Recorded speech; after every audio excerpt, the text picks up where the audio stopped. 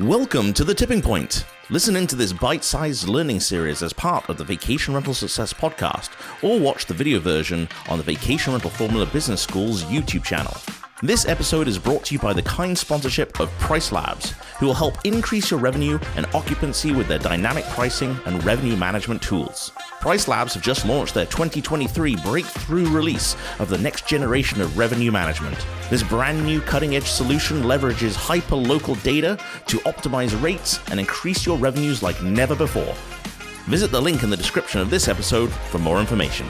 Get ready to fire up your business. Here's your host, Heather Bayer. Welcome to this episode of The Tipping Point, where the founder of Vintory, Brooke Fouts, is joining us to talk about vacation rental industry metrics. And these are the numbers you need to know to build a successful business. And maybe it'll help you make some improvements here and there. So welcome, Brooke. Thanks so much for joining me today. Yeah, Heather, thanks for having me. I'm super excited to talk about this. I'm a total nerd when it comes to this stuff. So it's actually, I appreciate I can actually talk about these kind of metrics to somebody. So thank you. Well, I've seen these, presentations from you before, and you make it so understandable and very interesting. So over to you.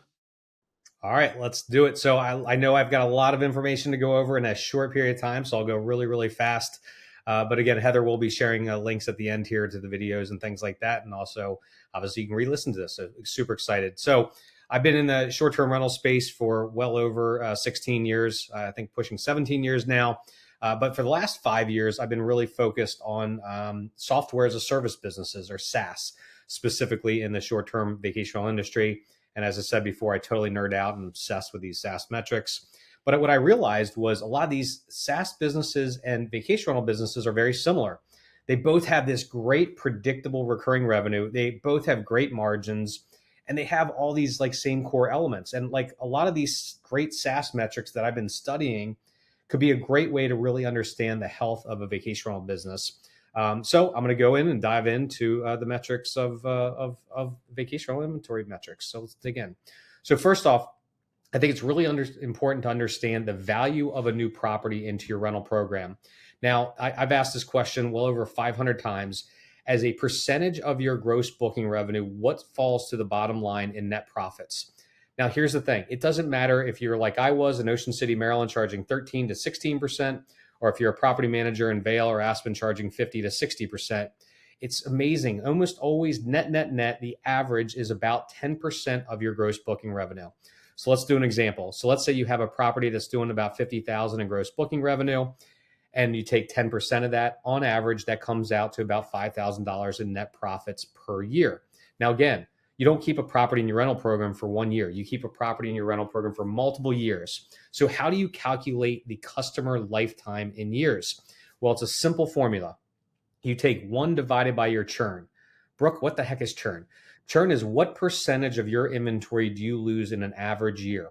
Again, after asking this well over 500 times, we found the average churn in our industry is about 10%. So if you take 1 divided by 10%, you get a 10-year lifetime. So we have $5,000 in net profits per year times 10 years equals $50,000 is our lifetime value in net profits. Now, I'm going to give you a little hack alert. Assuming you fall within industry averages within your churn rate and your net margins, your net profit margins, your lifetime value is equal to your gross booking revenue. So that example from before, a property doing $50,000 in gross booking revenue, that's going to have a $50,000 lifetime value in net profits. If you go out there and sign up a new property doing $100,000 in gross booking revenue, you can assume you're going to make about $100,000 in lifetime profits. Not bad. Now, I would actually argue that number is a little bit light. Why? Because what happens over 10 years? Does your rental income stay flat? No, it's going to go up over time. My property, I've got a property in Bethany Beach, Delaware. It does about $75,000 in rental income.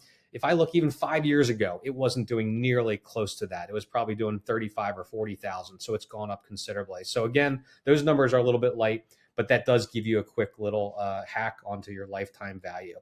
All right, let's change gears a little bit. We're going to talk about customer acquisition cost, or CAC. This is a number that you really, really should know. So what is CAC? CAC is the cost to generate a new customer into your rental program. And again, we're only talking about the guest side here for these metrics. I'm sorry, the owner side with these. We're not talking about guests, but there is obviously a guest CAC as well, but we're focused on the inventory side. So let's do a very, very simple example. So let's say you send out 1,000 postcards and the average postcard costs you $1 each to send out. So that's going to cost you $1,000. Let's say you get 0.5% response rate, which, by the way, that's what the Direct Marketing Association says is the average response rate in direct mail. So that's going to get you about 5 calls. Now you need to understand what's your conversion rate. So if you get 5 calls, what percentage of those calls do you close? We found the average is roughly about 20%. So 5 calls times 20% conversion rate, that nets you 1 contract. So in this example, what's your CAC? Your CAC is $1,000. So it costs you $1,000 to get a new customer. Now that may sound like a lot of money, but when you actually do the math, it's actually very, very inexpensive. So let's go through it. So again, using our example from before, so let's say we sign up a property that's doing $50,000 in gross booking revenue, and you're going to make $5,000 in that first year margins. If you take 5,000 divided by 12 months, that gives you about $416 a month is what you're going to make on average.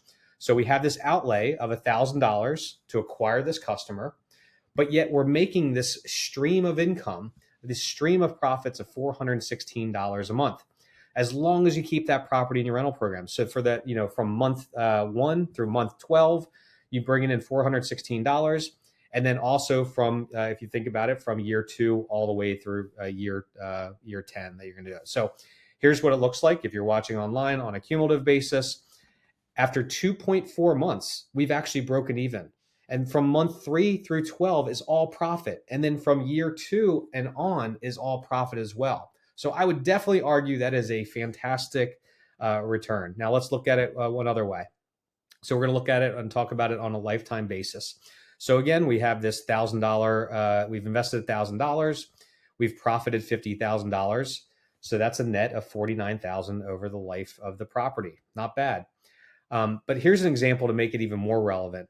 If you were to invest that same $1,000 into a low-cost mutual fund like the S&P Index, and let's say you were to get 15% annualized return, which is fantastic. That's a great rate. I would kill to have 15% year after year after year. You'd only have $4,400 in your investment account after investing that $1,000. But we talked about before, you get a $1,000 CAC and you bring on a property like this, it's going to make you $49,000 when it's all said and done. So I would say there is not a better investment out there than investing in getting new inventory into your rental program. All right, we're going to change gears. We're going to talk a little bit about unit economics. The definition is pretty simple. Can I make more profit from my customers than it costs me to acquire them? Hopefully, if you're in a for-profit business, you are. And there's 3 primary metrics that you want to look at when it comes to this. The first is ROI, or return on investment. The next one is CAC recovery, that customer acquisition cost recovery. We're going to talk a little about these in a little bit. And then the last is the LTV to CAC ratio. So this is lifetime value to customer acquisition cost. And we're going to dig into each one of these in a second here. Just as a side note, for this presentation, these metrics, we do not include staffing and onboarding cost into the calculations. We don't do that because most vacation rental managers, you usually have like the owner or the GM doing the owner acquisition, and in addition to the 100 other things that they're doing. So it's really just too variable a number to kind of do. So just to make the numbers equal across the board, we don't calculate that necessarily into the LTV and CAC numbers. All right, so first up, we're going to talk about first year ROI and 5-year ROI. So for every dollar I invest into inventory acquisition, how much am I making in profit? So typically what we're looking for, a target of about a 1x on that first year ROI. And the top companies, though, we're seeing sometimes as high as 10x on that first year ROI. Now, on a 5-year ROI, our target is usually about a 4x. The top companies we're seeing as good as 20x. Kind of that best in breed. All right, now we're going to talk about CAC recovery, or those customer acquisition costs. So our CAC recovery, if you remember, was 2.4 months. Now we are usually recommending for most of our partners, if they can get your CAC recovery, so again, recovering those acquisition costs, if you can do it under 12 months, around that 1 year CAC recovery, you are home free. This is a fantastic investment. We'll talk about in a little bit why so much. And you can only imagine that, right? If it takes you 12 months to recover your CAC and you keep a property for 10 years, that means from year 2 through year 10 is nothing but profit. We're seeing even some of the best companies out there, the best in breed, best in class companies are getting a CAC recovery under 4 months. All right, now we're going to talk about the LTV to CAC ratio. So this is, again, the lifetime of profits of a property versus the cost to acquire them.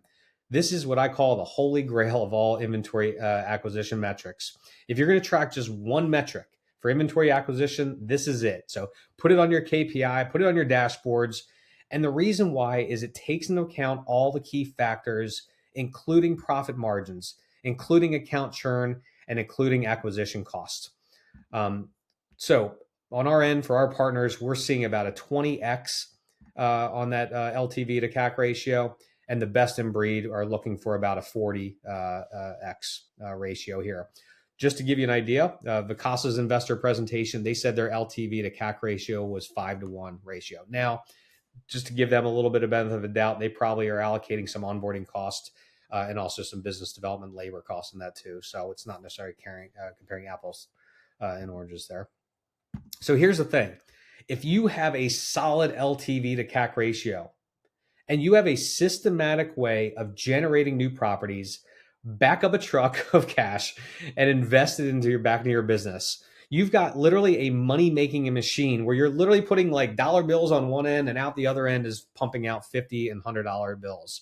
Plus, if and when you decide to sell your company, you're going to get a huge check on the other side of it. So I know this is a ton of information.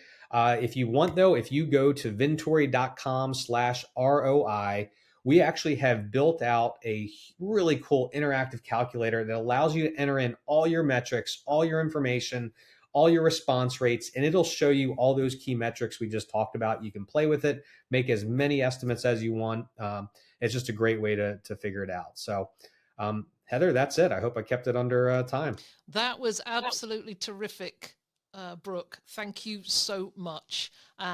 Just to reiterate, to get that interactive calculator, I mean, you can go to vintory.com/ROI, or if you're watching on YouTube, you can actually go down to the description below and click on the link there as well. So head on over to get that and start figuring out how you're going to make more money. I wish, Brooke. Well, when I was running my company, that we'd spent more time on this.